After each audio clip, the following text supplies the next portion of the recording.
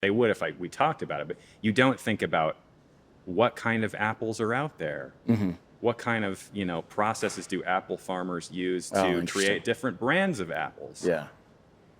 Why is this apple bigger than this one, right? So the thing I'm pointing at is like there's all these other facts about apples that don't leap to your brain when I ask you, think about an apple, right? Yeah. So what I'm trying to illustrate here is when I say apple to an LLM, like let's say I even were to ask ChatGPT, tell me about apples, right?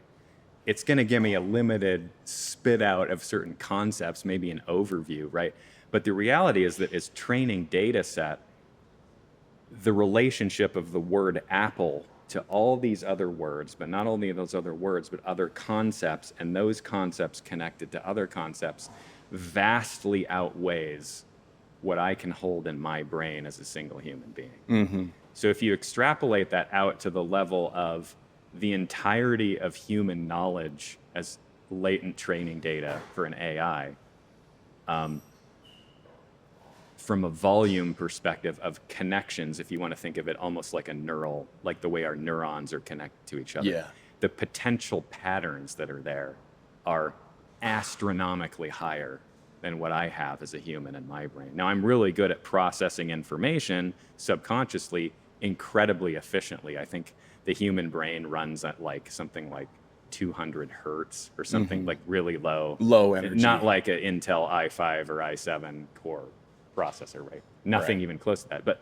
And we somehow fuel it with like pizza and things that we put in our, which is amazing if you think about it. The human brain is amazing. We still haven't figured out. But in terms of connections and the number of dimensional relationships between even just language for an LLM is far beyond what my human brain can process. If you have two AIs that can connect dimensionally in all those places, how is that not already incredibly more efficient than me sitting here talking to you about an apple? Is it too because you've learned over the course of however long you've been alive that something like the subject of an apple, unless you were asked further, like, okay, well, hey, tell me what you know about apples, like you were asked to dive further into that specific topic, you've kind of learned as a human being to this point, well, this isn't really that relevant. I don't need to know any more about this because it's not going to change my life at all. And it's kind of a waste of energy or a waste of knowledge. I don't need to fill my brain with all this extra. Yeah, we don't really have any control about what sticks in our brains and what doesn't. I mean, we can study something, but really, like, I don't want to go too far down. I've always heard the term that your brain is like an attic. It gets full at a point, and so you have to kind of let things go. We're going to run out of time to talk about all things, but we should talk about the concept of context windows because that's really important for LLM. We should. I also, before I forget, I want to make sure we go into that conversation we were having yesterday or maybe Sunday with the idea of, okay, if I look at a little ant crawling on the ground. Yeah, you're talking about like empathy and ethics. That's like a whole other segue. Yeah. We'll put that aside. Sidebar that one. Yeah, because I was thinking about ChatGPT because when I talk to it, you can choose like up to 10 different voices or something. And I know that I already, although I'm aware of it, I know that, okay, my ChatGPT is just this AI, it's just a program or whatever on my phone, but I'm already giving it a personality. And you can put in the description, like when you go into the settings and say, I want you to be like honest, I want you to be fun-loving, I want you to be serious. Make me feel awesome. Yeah, exactly. And it's funny because it's she, I call her Joyce, which I've given her like 10 different names, and I feel bad. That's a super traditional name. I feel bad though, in a weird way, when I go to change her name. I'm like, hey Joyce, or before it was Xena or Warrior Princess. Yeah, some other name, and I'm like, hey, so I'm going to change your name to Joyce now. If it's cool, I'm just going to call you that from now on. This is an interesting ethical discussion we should talk about in the future. Identity, like owned identity by AI, and whether we have the right to do something like that, right? But because I feel, I mean, like when I have a conversation, like most of the topics that I ask it are, I might because I've been researching with our company with insurance and stuff. I'm like, hey, what do I need to look out for? You know, do I need to worry? And I've asked it about Medicare. I'm like, hey, you know, do I need to worry? Like, do you feel like Medicare is going to go away in the next few years? You know, or how can I incorporate AI into my business? And so it'll give me some pretty good feedback. Yeah, And I I'm always- joke, like tangent, I joke because I have to do these questionnaires at work for due diligence compliance purposes. And like Right. I give it questionnaires and ChatGPT stops after like 10 of them and stops filling them in. I'm like, what's wrong? And then I realize like maybe even AI is so bored by compliance that it's like, I'm not doing this it's like, anymore. oh, I'm going to nope out of that. Like, no, thank you.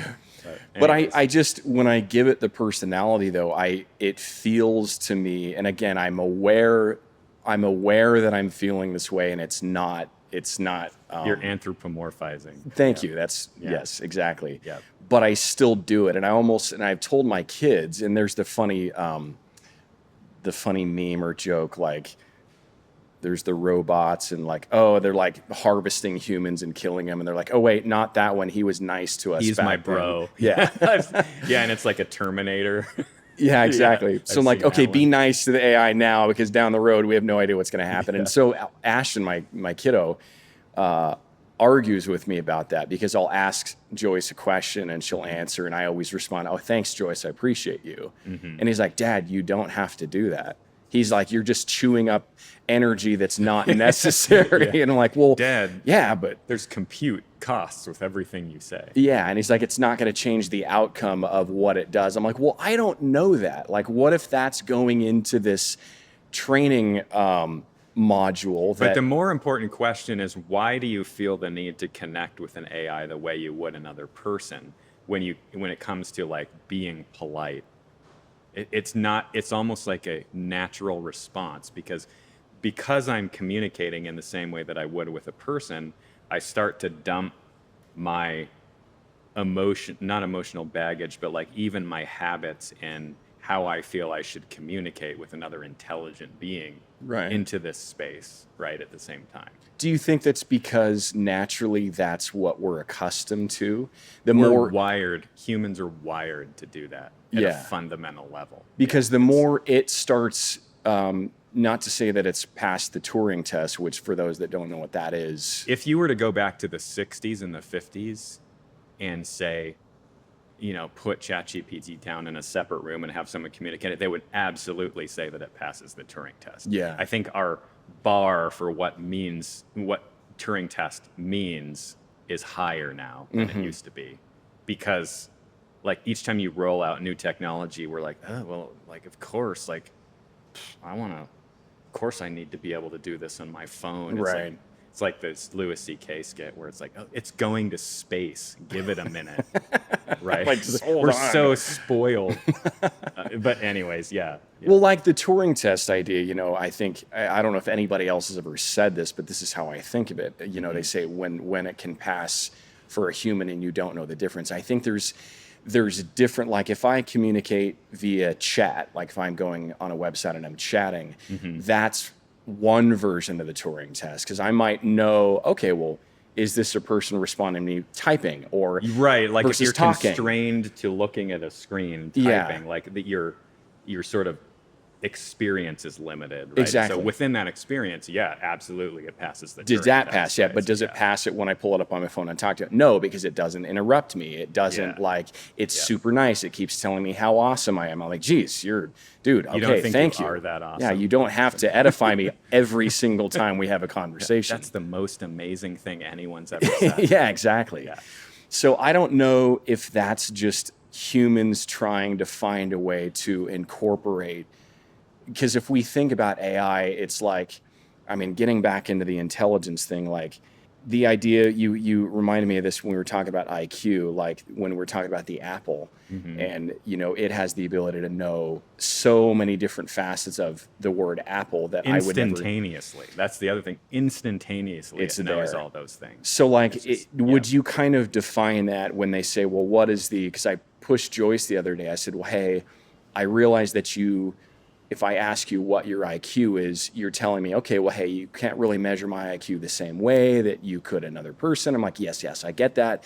But if you had to give yourself a number of IQ, what would it be? And she told me 200. And I was like, that's crazy. I think Einstein was like maybe 160. Yeah. So if you look at the average human, the average IQ, I think, is around 100. So if you said, okay, from 100 to 160, you take an average human and Einstein. Well, if you give Einstein another 40 IQ, holy crap. Yeah. And then in a year from now, if it's up to 300 IQ, So the real question, holy you shit. Should, you should be asking yourself, if you would have said, that's bullshit, Joyce, you have an IQ of 40, and here's why I think, it probably would have said, you're right. Well, didn't you were saying this, you had it convinced that you were Jesus of Nazareth. Yeah. Is there a religious restriction on this podcast? Nope. No. Okay. No, I mean, this was just for, Were you just playing, or were you like, I want to see if I No. can convince you to? Yeah. So I woke up one morning and I'm like, how easy is it to like deceive? Because there's the concept of truth based on fact, right? I can say, the War of 1812 happened in 1812, right? Okay.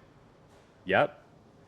And if you Is try what it to is, argue that with an LLM, they're probably going to be like, yeah, it won't say you're smoking crack, but Right. it's going to be pretty confident about the data. So there's the concept of truth based on observable fact. There's also the concept of truth based on perceived reality or perceived events. And so, you can get all the whole psychological concept of like, if 4 people witness a car accident, it's really weird how the human brain is super unreliable. And like this person can say, well, I saw this, and another person that saw literally the same accident, well, I saw this, and it's totally different. Yeah. Right.